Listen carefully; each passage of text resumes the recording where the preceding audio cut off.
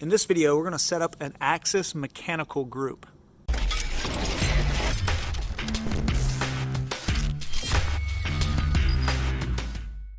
Alright, so what would you need if you wanted to run this on your bike?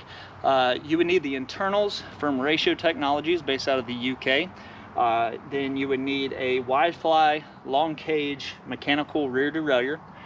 You would need the XDR freehub to be able to run this 1033 Sram AXS cassette, so you need the AXS cassette.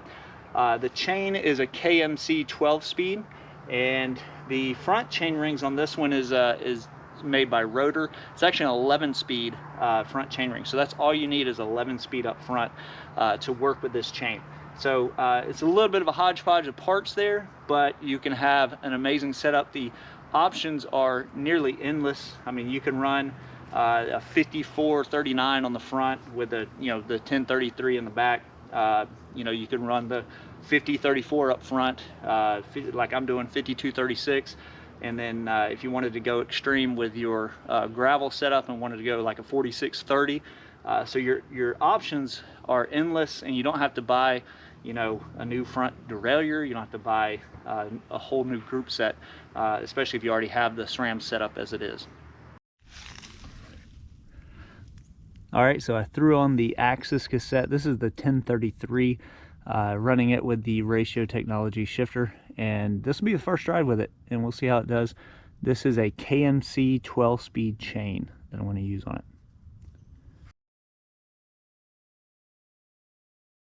All right, so I just finished up my first ride, and this is with the AXS cassette with the Ratio Technology shifter, and it worked flawless. The shifts were very crisp. I would even say that it shifted better than the Sensa cassette that I was using before, which is 1134. This is the 1033 AXS cassette, and it worked flawless. It shifted very smooth through all the gears. Plenty of clearance with the long cage rival rear derailleur there. Running the 5236 up front. So with this cassette, you have tons of range, and you have some nice tight gears there. Keeps the price down too, because you just have to buy the Ratio Technology guts, and then a cassette and XDR driver, and you're good to go. It's a lot cheaper than the AXS setup, and if you already have SRAM, then it's even cheaper. So very easy to set up. On today's ride, I did 3 20-minute efforts, roughly around 300 watts on each effort. And then I did a sprint where I hit about 1200 watts and no skipping, no issues whatsoever shifting gears. All of them were very smooth, and like I said, even better than the Sensa cassette. So that's very promising. I'm going to throw the 1036 on here and see if it will clear. If the 1036 clears, then you can have some mega range with this setup.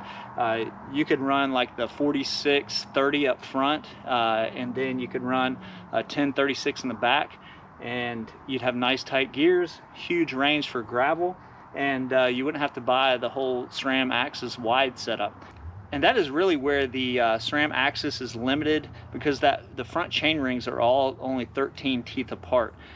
So where if you go with a different front chainring setup from maybe FSA or Easton, or even if you wanted to run like a GRX, chain ring and front crank on there and everything, then you can have a 16 tooth jump up in the front. So you could have 4630, and then if you had the 1036 in the back, could you imagine that? You'd have a 30 up front and a 36 in the back. I mean, you could climb just about anything with that setup.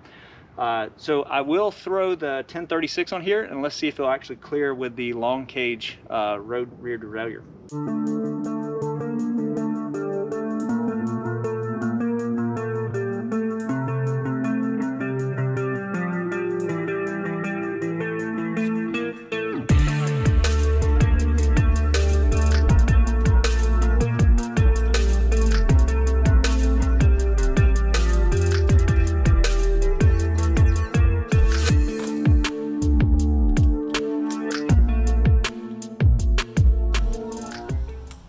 I think I'm going to have to adjust this B screw because I don't think it's going to get up to the actual 36 tooth with the current setup right now.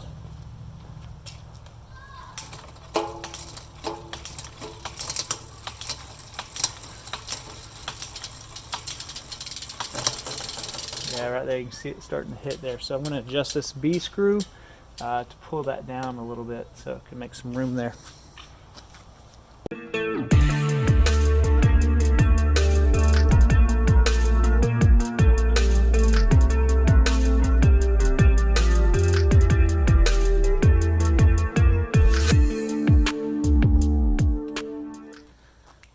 Okay, so with the current chain length, there's no way that's going to work. So I have some more links I'm going to add to it to see if we can make it work with this 36. All right, so this is with the 1036 on it. I had to push the B screw all the way in, or screw it all the way in, to lower that pulley right here so it could clear this 36.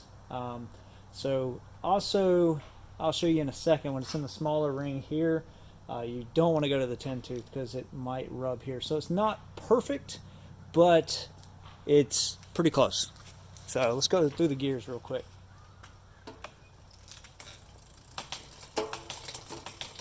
Alright, so that's down to the 10 tooth. I'm going to go up just one by one here. Alright, so there's now, that noise you're hearing is my front derailleur. That's actually just, I have it set to where it rubs, so I know, hey, dummy, shift your front derailleur. So that's that noise you're hearing right there. Now let's go back to the middle of the cassette, and we'll shift the front down to the little ring. What I was talking about before, the problem is right down here. You can see how close this is getting right here. You don't want that. And this is actually 11 tooth, so if I go down to the 10, you're going to have some rubbing right through here.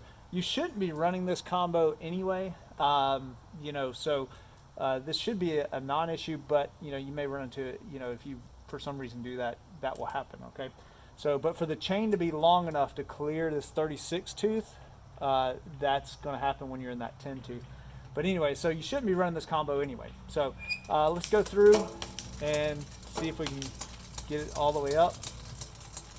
Now it is having a little bit of issue there. Let me see, I did just throw it on without adjusting the cables. Alright, going through nicely now. Alright, there you are. So that's with a 36 tooth up front and a 36 in the back. So like I was saying before, if you switch this to a more of a gravel chainring set, you could have this with like a 46 and a 30 tooth, and you could climb just about anything. So, but once again, you do have to you know, push your B screw, not push it, but screw it all the way in to have that clearance right here. Now this is not designed for a 36 tooth, obviously, but we're pushing the limits of it here. But it works great. You know, no issues whatsoever. It goes back down the cassette with no issues at all. So now, usually what happens when you do have your B screw out this far, you sometimes run into issues with shifting performance on these smaller cogs. Here in the stand, it's working great. It's not having any issues there. So it's a little delayed, but not bad. You can kind of hear it after I shift. It takes it a second to shift down, but once again, it works pretty well. All right, pretty cool. Okay, so the major downside of this is obviously not being able to run the 10 tooth here with the 36 tooth up there. You have a little bit of rubbing here. Now, what you can do is actually, to make this work, you can get the Sram AXS 10-speed rear derailleur. I'll put a little image of it up here so you can see that. That it has the same pull ratio as this rear derailleur, but I was able to clear up to a 42 tooth with that rear derailleur. So it would pair up with the SRAM road shifters and would easily clear this 36 tooth without having to have this rub going on here when it's in the small ring. Alright, I just took it down the driveway just to do a quick test on it. Nothing major or anything, but everything shifted perfectly. Ran it through all the gears, no issues whatsoever, and pretty excited to get out and test this and see how it works. And I'll be doing a video in the future here on this soon, just to see how it works. Thank you so much for watching. If you've enjoyed this, be sure to hit that subscribe button. Also share it with any of your friends, and we'll see you in the next video.